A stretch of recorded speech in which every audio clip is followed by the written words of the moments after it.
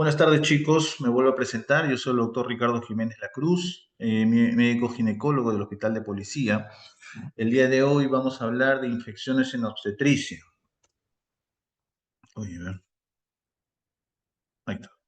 Y algunas entidades, ¿no?, que incluyen estas infecciones: es la infección del tracto urinario, mastitis, endometritis, vamos a hablar de shock séptico y también infección de sitio quirúrgico. Muy bien, para empezar. La infección del tracto urinario en la gestación. Tenemos de que el 5 al 10% de las pacientes embarazadas presentan una infección de las vías urinarias bajas. Van a presentar una infección de las vías urinarias bajas.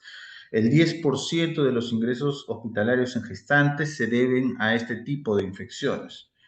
Las infecciones del tracto urinario son, junto con la anemia del embarazo, una de las complicaciones más frecuentes en la gestación, y su importancia radica en que repercuten tanto en la salud materna como también en la evolución del embarazo. Ahora, se considera una ITU a la presencia de bacterias en el tracto urinario que ocasiona alteraciones morfológicas y o funcionales, ¿no?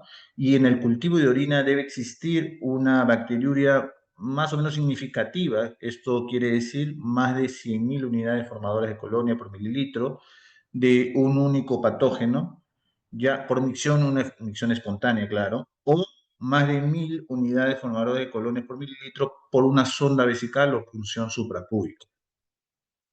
Las infecciones sintomáticas son más frecuentes en las gestantes que en la población no gestante. La razón es por las modificaciones anatómicas, funcionales, que tienen lugar en el aparato urinario durante la gestación. Vamos a hablar un poco de fisiopatología. En el embarazo sabemos que la progesterona tiene un efecto relajante sobre el músculo liso, ¿no? Incluyendo también el músculo liso de los uréteres.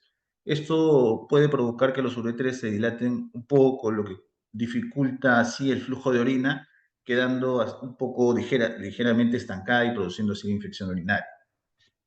El útero, también en crecimiento, puede ejercer presión sobre los uréteres, lo que dificulta el flujo de orina y aumenta el riesgo de infección. También tenemos glucosuria presente, ¿no?, en la orina. Aminoaciduria es la presencia también de aminoácidos en la orina. Ambas condiciones son comunes durante la gestación, las cuales elevan el pH y así condicionan a las infecciones. Y también tenemos la estasis vesical, que es una condición ya común en el embarazo y se debe a que el útero en crecimiento puede ejercer cierta presión sobre la vejiga, ¿no?, que también dificulta el vaciado completo. Ahora, según la clasificación, tenemos una bacteriuria asintomática, una cistitis aguda o pielonefritis aguda. Con respecto a la bacteriuria asintomática, se denomina así a la presencia de más de 100.000 unidades formadoras de colonia por mililitro de bacterias en un urocultivo, ¿ya?, sin que existan síntomas clínicos de la infección urinaria. La mayoría de bacteriurias asintomáticas se dan en el primer trimestre de la gestación. Esta puede estar asociada a varios factores de riesgo, ¿no?, como un nivel socioeconómico bajo, diabetes, antecedentes de infecciones urinarias en embarazos previos, paridad, actividad sexual, anomalías del tracto urinario y también la anemia falciforme. Es importante tratar la bacteriuria asintomática en gestantes, ya que si no lo hacemos puede llevar a complicaciones como pielonefritis aguda, parto prematuro y bajo peso al nacer.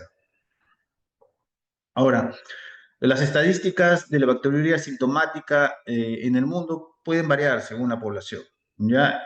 Los criterios diagnósticos presentando también una prevalencia de la bacteriuria asintomática en mujeres embarazadas entre el 2 al 11%. Según estudios realizados en el Perú, se encontró una prevalencia aproximadamente que varía entre el 12 al 17%. El 25% de las bacteriurias asintomáticas no tratadas van a desarrollar una pielonefritis aguda versus el 3% de las tratadas. Ahí hay la importancia del tratamiento. Hasta un 30% de las bacteriurias asintomáticas tratadas presentan una recaída a pesar del correcto tratamiento antibiótico, ¿no? También hay la importancia del cribado gestacional. Hablemos un poco de la etiología de esta entidad.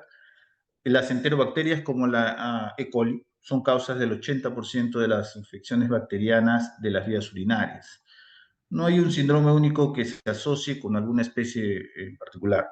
Los anaerobios obligados también rara vez causan infecciones en las vías urinarias, a pesar de su predominio en las heces.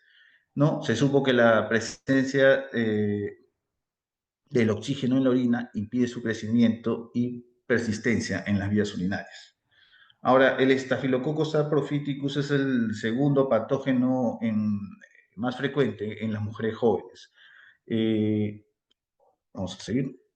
Bien, acá hay algunos factores de riesgo, ¿no? Para las gestantes, para bacterias asintomáticas, reprimir la micción, las relaciones sexuales frecuentes, higiene íntima diaria, ¿no? Reprimir la micción, también están hablando que son factores de riesgo. Ahora, para realizar el diagnóstico de la bacteriuria sintomática, se realiza el análisis de un urocultivo cuantitativo mediante la técnica del chorro medio, ¿no? Previa asepsia. Claro. Se considera positivo tras la identificación de más de 100.000 unidades formadoras de colonia con un valor predictivo de aproximadamente del 80%, aumentando así hasta un 95% tras la toma de 2 pruebas consecutivas. ¿No? Se recomienda también el cribado con urocultivo a toda mujer embarazada durante la primera consulta prenatal o antes de las 16 semanas de edad gestacional.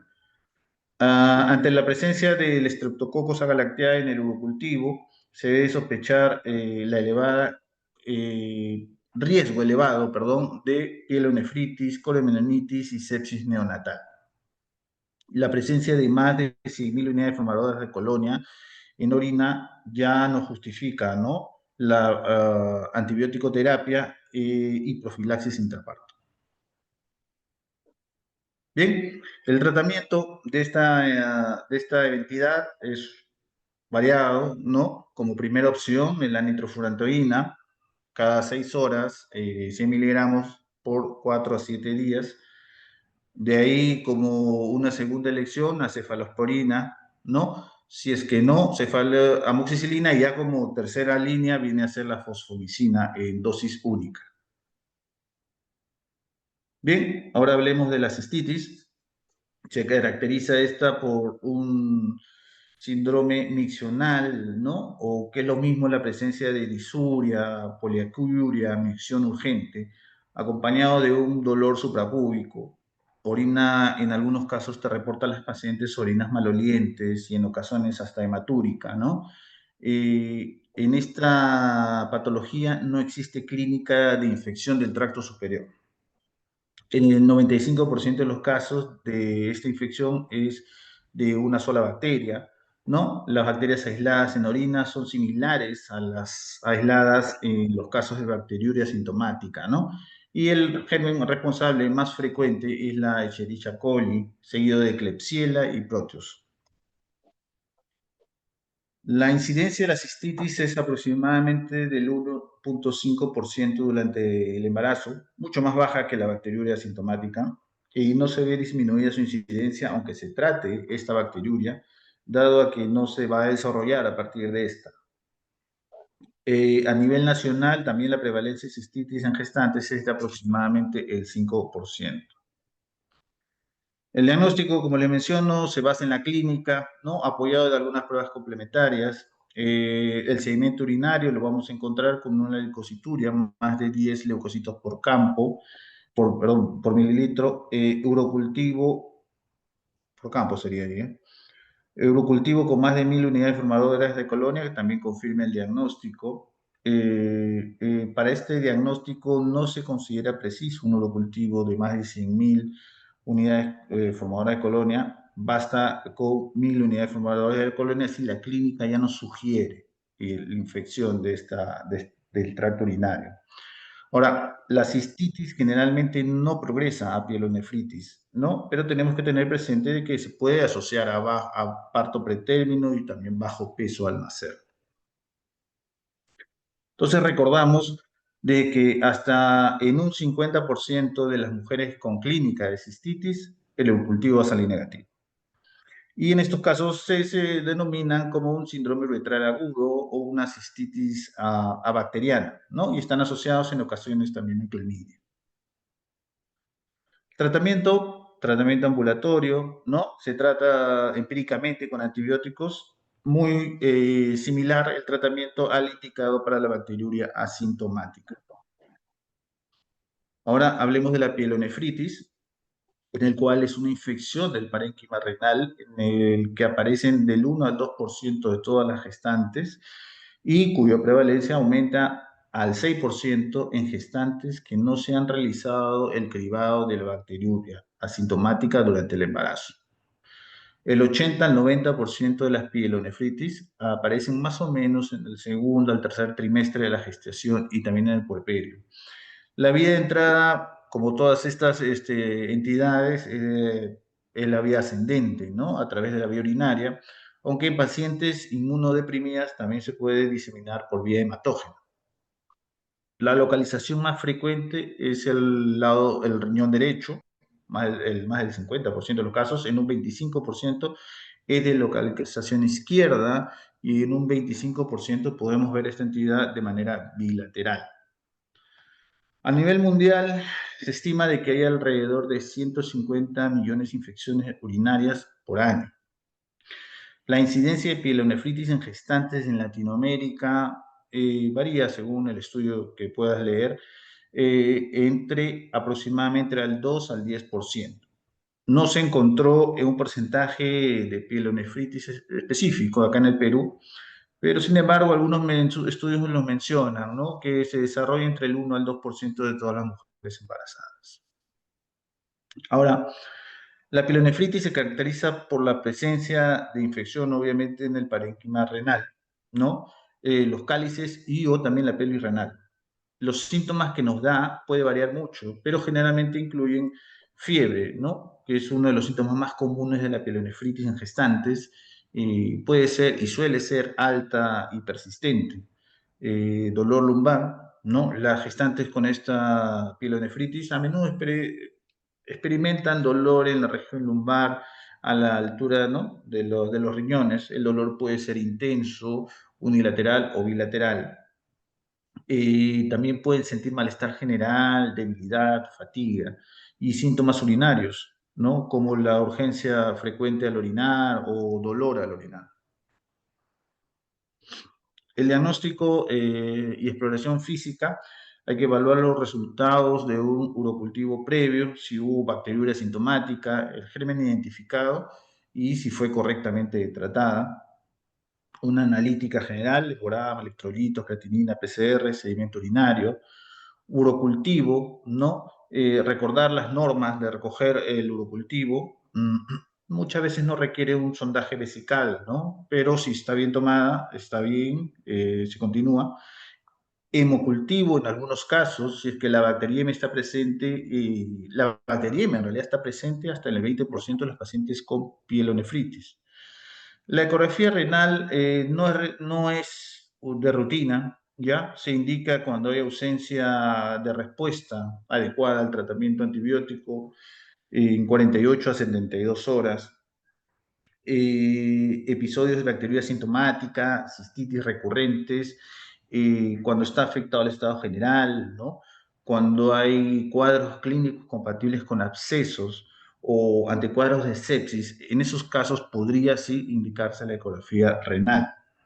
Y el tratamiento, el manejo es hospitalario, ¿no? En gestantes sin factores de riesgo de pacientes BLE positivos se les da ceftriaxona o betalactámicos. Con factores de riesgo se escala ertapenem o si tienen alergias a los betalactámicos se usa la fosfonicina también.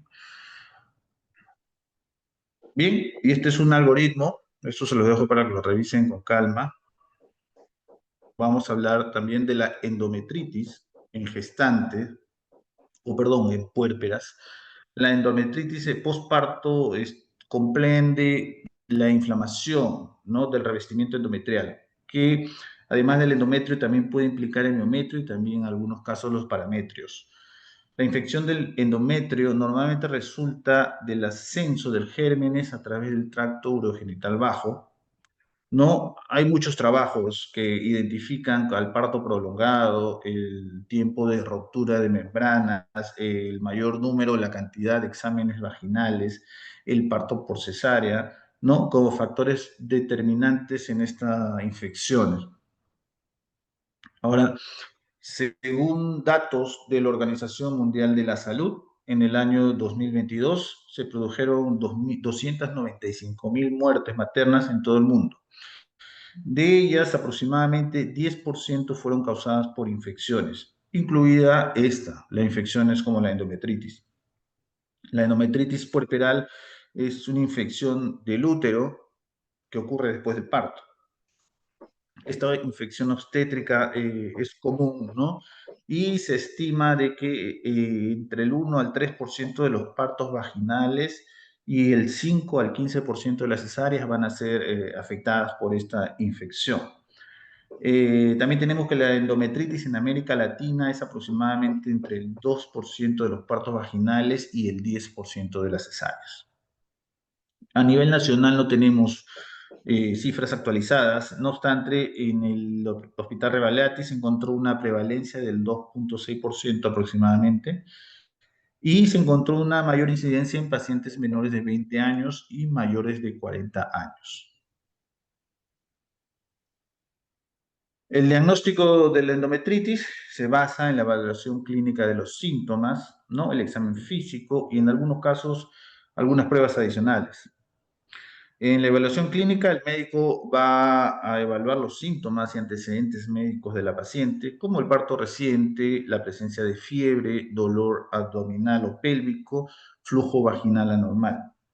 Durante el examen físico se realiza un examen pélvico para evaluar básicamente la sensibilidad uterina y buscar signos de infección, ¿no? Como el dolor. En los análisis de laboratorio se pueden realizar análisis de sangre para evaluar la presencia de marcadores inflamatorios, ¿no? Como la PCR o la velocidad de sedimentación globular. También se realiza el cultivo de secreciones. En algunos casos se puede realizar un cultivo de las secreciones para identificar básicamente el tipo específico de bacteria que está causando esta infección, ¿no? Y el tratamiento vaya dirigido a esta. Eh, el tratamiento, obviamente también hospitalario, ¿no? Se utiliza clindamicina, gentamicina de primera elección, o sí, clindamicina con una cefalosporina de tercera generación como tratamiento alternativo. Bien, hablemos también de la infección del sitio quirúrgico en pacientes posoperadas de cesárea, ¿no? Esta infección es una complicación potencial después de una cesárea y se refiere a la infección que ocurre en el área de la incisión quirúrgica. Algunos factores de riesgo para desarrollar esta infección después de una cesárea puede ser la obesidad materna, la duración prolongada de la cirugía y también ruptura de membranas de manera prolongada, ¿no? Que lo hayan roto más de 6 horas. Son los factores de riesgo. La infección de la pared abdominal pertenece a la lista de infecciones nosocomiales y ocurre aproximadamente entre el 3 al 16% de las cesáreas. Ahora, la OMS nos da una incidencia de posoperada de cesárea a nivel mundial del 6%. En Latinoamérica, la cirugía de cesárea, en estas complicaciones en la cesárea, tiene una incidencia que oscila más o menos entre el 2 al 15%. Y según nuestro centro referente, que es la Maternidad de Lima, en el año 2018 hubieron 17.754 partos, de los cuales 43% aproximadamente fueron partos por cesárea, ¿no? Asimismo, se registraron 131 casos de infección de sitio operatorio, lo cual equivale al 0,7%.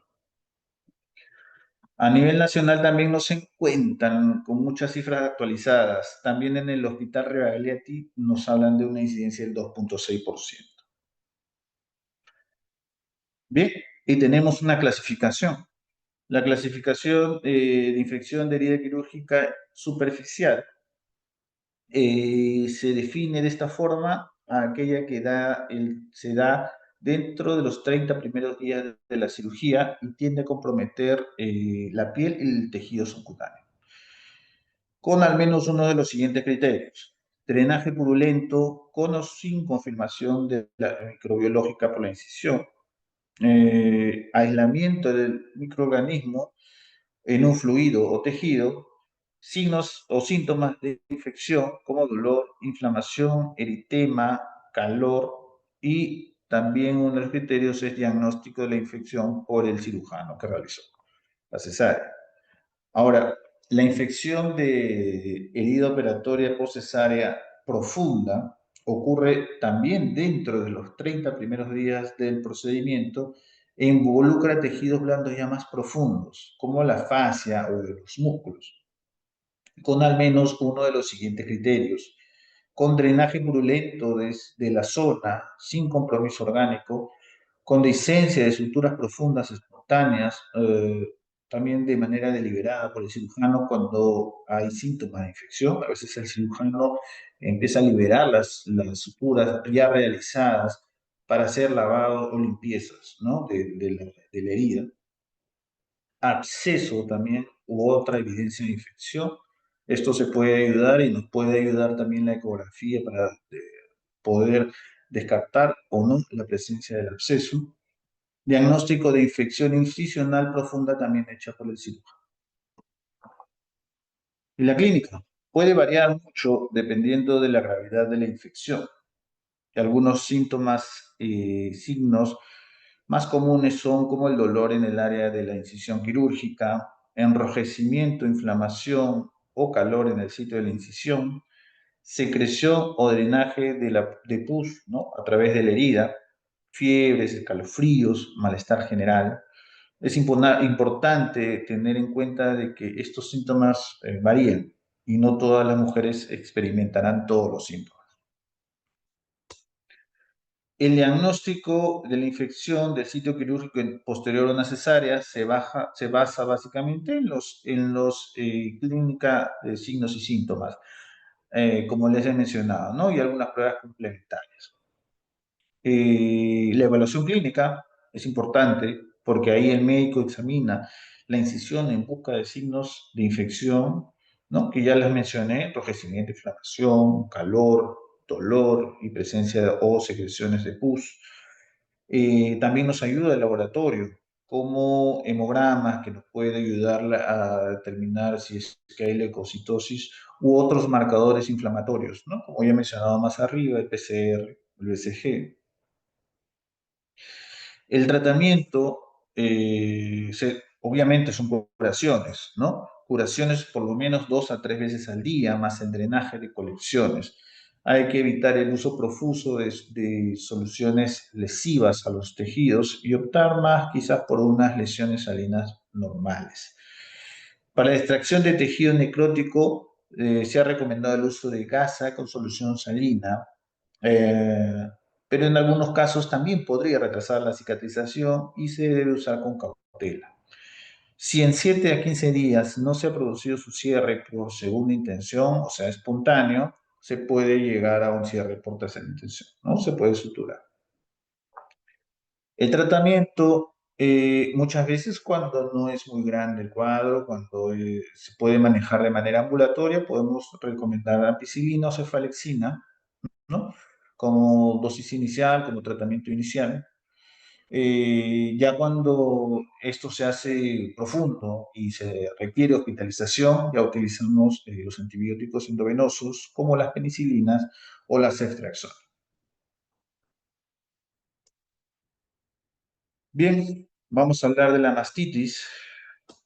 Y la mastitis se denomina como mastitis puerperal o de lactancia a la inflamación en el transcurso de la lactancia, obviamente, de uno o varios lóbulos de la glándula mamaria, acompañada o no de infección. Generalmente es unilateral, ya, pero se ha descrito de un 3 al 12% de afecciones bilaterales, ¿no? Y ocurre en aproximadamente el 10% de de las lactancias. Su aparición se relaciona a dos factores, ¿no? Generalmente es la éstasis o la retención de leche, la cual se considera una causa importante y una causa primaria. La presencia o no infección o sobrecrecimiento bacteriano secundario a la infección de leche. También se puede encontrar en la leche sustancias proinflamatorias, por supuesto, ¿no? Y elementos celulares que si permanecen en contacto con el epitelio de la glándula mamaria, también pueden desencadenar una respuesta inflamatoria. Volviendo a la Organización Mundial de la Salud, la prevalencia mundial de la mastitis postparto es aproximadamente del 10%. Los países con las tasas más altas de mastitis postparto son los países en vías de desarrollo, donde las condiciones de higiene y atención médica son a menudo deficientes, ya lo conocemos. La Organización Panamericana de la Salud manifiesta de que la prevalencia en América Latina es entre el 2 al 33%, es muy variable, ¿no? Teniendo mayor presencia, les vuelvo a repetir, en países en vías de desarrollo. Entre los países más afectados a nivel de Latinoamérica, tenemos como un 22% a Venezuela, luego México 19%, Perú también con un 20%, Ecuador 18%, Colombia 16% y Brasil 14%. Y bueno, los síntomas clásicos, bueno, o es el dolor mamario, ¿no? El síntoma principal que la mayoría de pacientes mencionan, y signos inflamatorios o como calor, rubor y eritema, ¿no? Así como temperaturas o fiebre superior a 38,5 grados, decaimiento, dolores articulares, escalofríos y náuseas. Según su localización, se pueden diferenciar en tres tipos, si es que lo hay, de absceso, ¿no? Superficial, intramamario y también retromamario. En su mayoría son producidos por bacterias de tipo estafilococo, como Aureus, el epidermidis y otras coágulas en En el posparto, la mastalgia y la sensibilidad en los pezones son quejas comunes que se dan hasta el 73% de las mujeres durante las 2 primeras semanas de lactancia. No hay que confundir. Ahora, los factores predisponentes, ¿no? Ya lo he mencionado, como la retención de leche, puede darse por múltiples causas esto, como la obstrucción de los conductos o tomas poco frecuentes, ¿no? A veces la mamá está trabajando, ¿no? Y no da de lactar a las horas que debe ser. Esto también favorece a las infecciones. El agarre inadecuado del niño, ¿no? Hay unas técnicas especiales para que den de lactar y no se retenga la leche. Como les menciono, también la separación de la madre y el recién nacido en las primeras 24 horas de vida, ¿no? Ya que la lactancia temprana es importante también para prevenir esta entidad. Hay algunos factores maternos, ¿no? Como la disminución de la defensa materna relacionadas al estrés postparto, la mala nutrición. Es ahí que nuestros países en vías de desarrollo se vean afectados en mayor medida que los países del primer mundo. Algunas grietas que puede ser por el agarre inadecuado o mastitis previa, ¿no? Eh, eh, Son factores predisponentes, factores maternos. Algunas otras factores como las bombas de extracción, el uso inadecuado, la higiene inadecuada también, ¿no? El uso de chupetes de reemplazo. Hay algunos pacientes que se echan pomada, que lo que más es contaminar la zona. Bien, y hay una clasificación como mastitis aguda, en el cual vemos una mama inflamada, con área sensible, dolorosa, caliente y roja. Generalmente es unilateral y se acompaña de malestar, de fiebre, escalofríos y cefalea.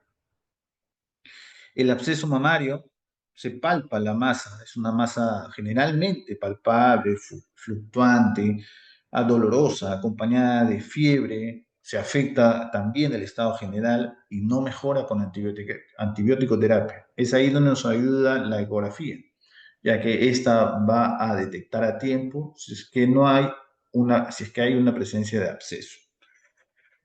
La mastitis subaguda, ¿no? Que generalmente es un diagnóstico de exclusión, ¿no? Le presentan dolor profundo en la mama durante la toma o después de la misma, que persiste tras descartar otras posibles causas de mastalgia. No hay síntomas generales ni fiebre. La exploración física suele ser normal. Bien, acá hay una clasificación de la mastitis puerperal según su curso clínico, que también es una clasificación conocida en mastitis agudas, que generalmente es dada por el Staphylococcus aureus, que ya lo hemos mencionado, ¿no? En la sintomatología, las mismas: enrojimiento, dolor, signos de inflamación. Las subagudas, las granulomatosas, que estas son ya mastitis crónicas, no se toma en cuenta para estas pacientes.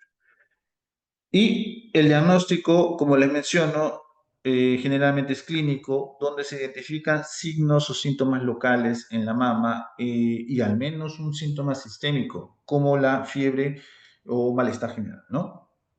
En el caso de una mala evolución, tras 2 días de antibiótico terapia correcta, en recidivas, en mastitis también de origen nosocomial, ¿no? En cuadros graves o en madres alérgicas a tratamientos habituales, es recomendable el reencuentro de bacterias o cultivos de secreción.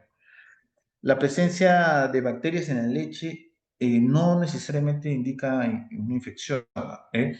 Pero su ausencia tampoco nos descarta el diagnóstico de mastitis. Sería recomendable realizar ecografías de mamas, como ya también les he mencionado, en casos de mala evolución, para descartar la presencia de abscesos o patologías más alejadas, ¿no? Como cáncer inflamatorio de mama o cáncer ductal. No se recomienda la toma de ecografías de manera rutinaria. En los casos tempranos puede manejarse manteniendo la lactancia con evacuaciones más frecuentes, ¿no? Y mejorando el drenaje mamario, una adecuada nutrición y reposo. Es importante no dejar la lactancia, en especial del seno afectado, para que permanezca bien drenado, ¿no? Y si el dolor por fisuras o inflamación lo impide, se puede amamantar del seno contralateral y realizar una extracción manual del afectado. El uso de AINES ayuda mucho, como analgésicos, debido a que el dolor puede afectar negativamente el reflejo de eyección. Si los síntomas no se resuelven después de las 12 a 24 horas y la fiebre continúa, ¿no? Está indicada ahí la antibiótico terapia.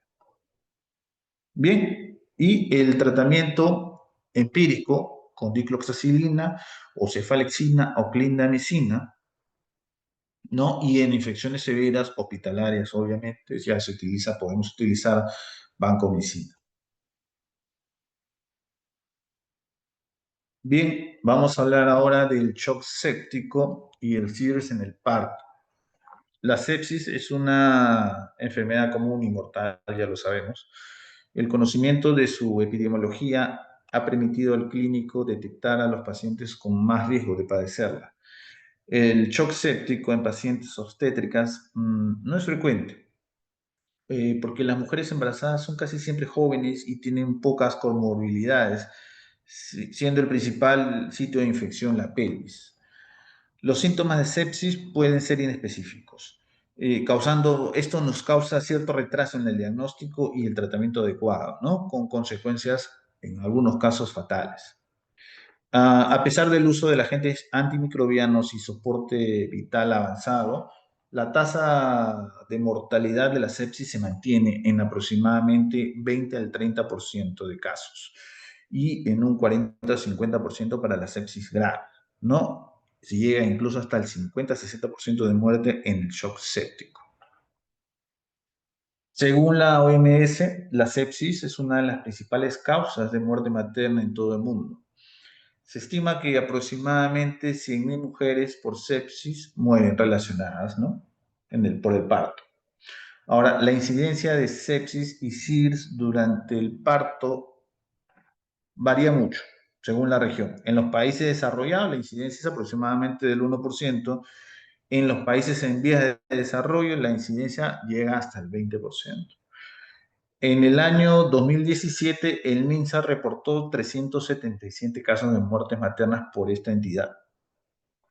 Y dentro de las causas directas El 5.5% de los casos fueron por sepsis materna y el 8% fueron por abortos y sus complicaciones. Y la mayoría de estos por abortos sépticos. Acá tenemos un cuadro de lo que les menciono, ¿no? Aproximadamente en el año 2017, 5.5% fueron por infecciones obstétricas sepsis. Claro que acá en el Perú las hemorragias de origen obstétrico son la principal muerte de maternas a nivel nacional, ¿no? Los trastornos hipertensivos en el 21%, siendo este cambio en los países de primer mundo. Se hacen los trastornos hipertensivos más frecuentes y las hemorragias, ellos ya superaron las hemorragias obstétricas en el segundo lugar. Acá tenemos las patologías más frecuentes asociadas a sepsis obstétrica. La sepsis de origen urinario, ¿no? Por eso es importante este cribado que los había mencionado al principio, de urocultivo a todas nuestras pacientes menores de 16 semanas, ¿no? La sepsis de origen urinario es la patología más frecuente asociada. Luego tenemos el aborto séptico, la coriomionitis, ¿no? Y neumonías. Bien, y acá hay una clasificación. La septicemia es un conjunto de situaciones clínicas, algunas definiciones, ¿ya? Para que los tengan en cuenta. La septicemia es un conjunto de situaciones clínicas en las que se encuentran microorganismos en sangre. Nada más. El síndrome de respuesta inflamatoria sistémica, el SIRS, es una respuesta inflamatoria sistémica a diversos estímulos, ya no necesariamente infecciones. Puede ser un evento traumático, puede ser una infección, y para establecer su diagnóstico se deben encontrar dos o más de las siguientes alteraciones. Acá las dejo. ¿Ya? Como temperatura mayor a 38 o menor a 36, la frecuencia mayor a 20 respiraciones por minuto, la frecuencia cardíaca mayor de 90 latidos por minuto, un recuento leucocitario mayor de 12.000 células. La sepsis ya es una respuesta a la infección, ya es una respuesta inflamatoria por la presencia de microorganismos y se caracteriza por dos o más de las siguientes alteraciones, que es bastante similar a la anterior si se dan cuenta. Ya, mayor de 38 grados o menor de 36, frecuencia cardíaca más de 90, frecuencia respiratoria más de 20, un recuerdo leucocitario mayor de 12.000. Ok. Eh, el shock séptico es la sepsis con hipotensión. Entonces, los mismos criterios más una hipotensión, ¿ya? Una sistólica de menor de 90 o una disminución de más del 40 milímetros de mercurio del valor basal, ¿ya? Ese es el cambio. El shock séptico es la sepsis más hipotensión. Ok, y tenemos que la etiología generalmente es la infección bacteriana, que causa más común son los bacilos gram negativos. A la cabeza lo tenemos a la E. coli, ¿no? Y otro grupo sí importante son los cocos gram positivos. Las infecciones virales asociadas a personas con inmunosupresión, ¿no? En este caso, herpes, citomegalovirus. Sin embargo, en los últimos años hemos tenido pacientes muy comprometidas con infusiones también como tipo influenza, ¿no? Y dengue. Y otros, entre los cuales tenemos a los hongos, riquezas, parásitos tipo Plasmodium vivax, falciparum. Ahora, la sepsis puede causar síntomas muy característicos que empeoran rápidamente. Ya los signos de hipoperfusión se manifiestan en acidosis metabólica, vamos a encontrar acidosis láctica, oliguria, vasoconstricción periférica, cianosis y posteriormente disfunción orgánica. En fases avanzadas se produce claramente desequilibrios electrolíticos, coagulación intravascular diseminada y shock.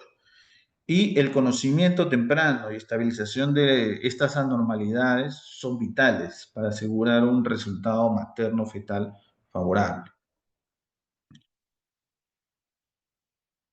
Esto es un cuadro nuevamente lo que acabo de mencionar acá arriba, ¿no? Como criterios de diagnóstico para el SIRS.